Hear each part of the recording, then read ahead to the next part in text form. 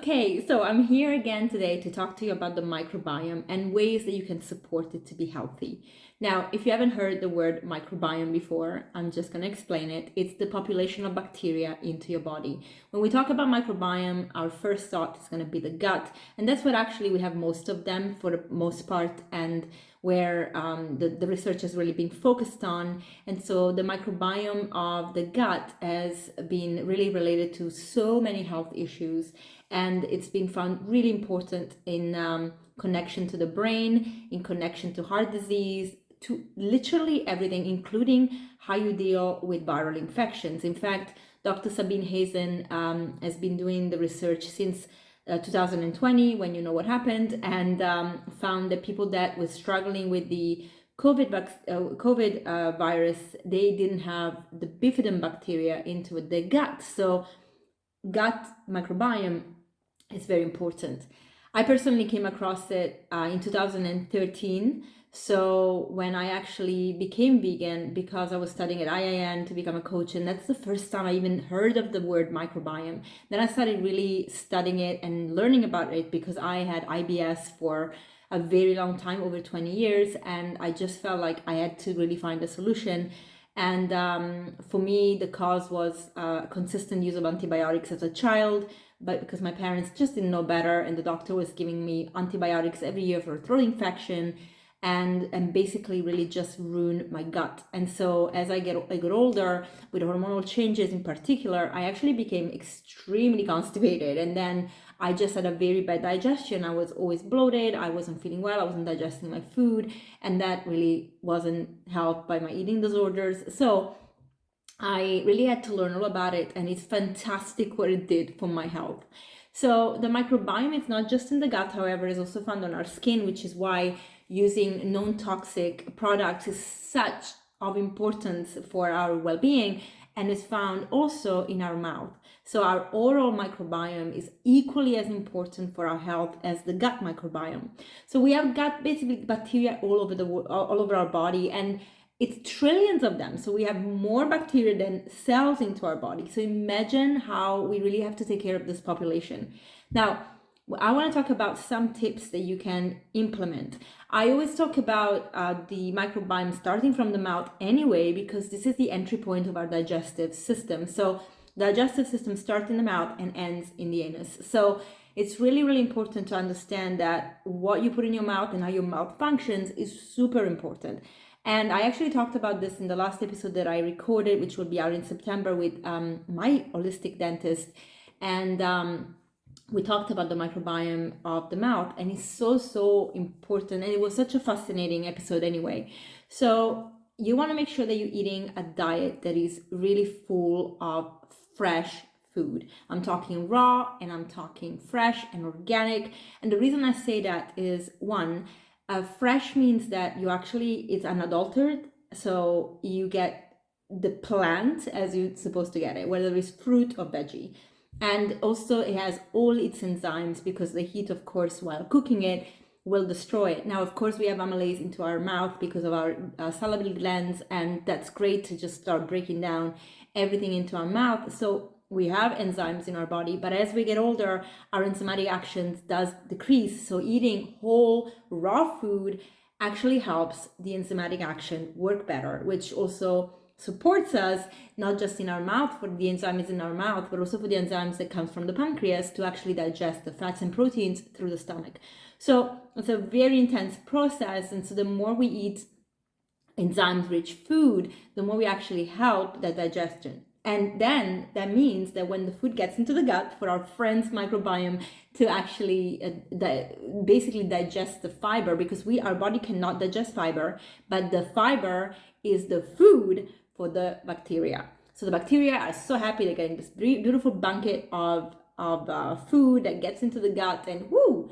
All right, so organic is really important, because you can imagine non-organic produce as pesticides, and pesticides basically kill pests or little organisms, and our microbiome is also part of organisms that can be killed by pesticides. Now, I get it, you can't always get organic, it's impossible, and I understand. I also sometimes struggle, and it's better to get non-organic and actually eat the fruit and veggies than not eat it at all, but try your best to get organic.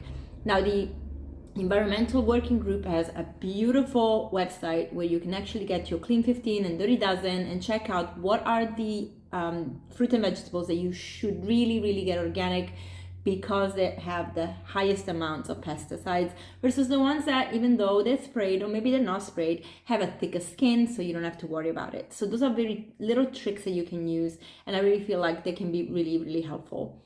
That's one. And then you can have, fermented food, which also have bacteria that you can then implement into your gut. Because the thing is, one way to expand our population of bacteria is to eat the plants, because they thrive on the fiber, so you're expanding more and more. Plus, you also get some bacteria from the food. And then it's also the fermenting, because fermenting happens through bacteria. So things like sauerkraut, kimchi, kefir, so those things are super important, and you can add them in, as well as taking a really good probiotic. And I actually endorse OptiBac. I work with them as a clinician, so I actually I prescribe them to my clients, and they work fantastically. I personally take them, and I absolutely love them. Now, there are, of course, a lot of brands out there, and some of them unfortunately do not work, and it's really important to understand the science behind the microbiome or the bacteria when you buy probiotics. So I would really encourage people to go and check OptiBac, because they have all the science on their website explaining what kind of strains they have, how many, why, and also understanding that some strains cannot go together because the strongest strain might kill the weaker one. That's why they don't put them together. And so it's really fascinating, and I absolutely love learning from them. And you can do that, of course, and it's more expensive, so maybe the option of fermented food is better. Now, for me particularly, I will be honest, I don't really do well with fermented food. For some wacky reason, I can eat them occasionally, but if I have them every day, actually my digestion doesn't work. So I tend to not really have them as part of my routine every single day. But I do like them. I do love making kefir at home and having it occasionally. And I love sauerkraut so much. And I love kimchi.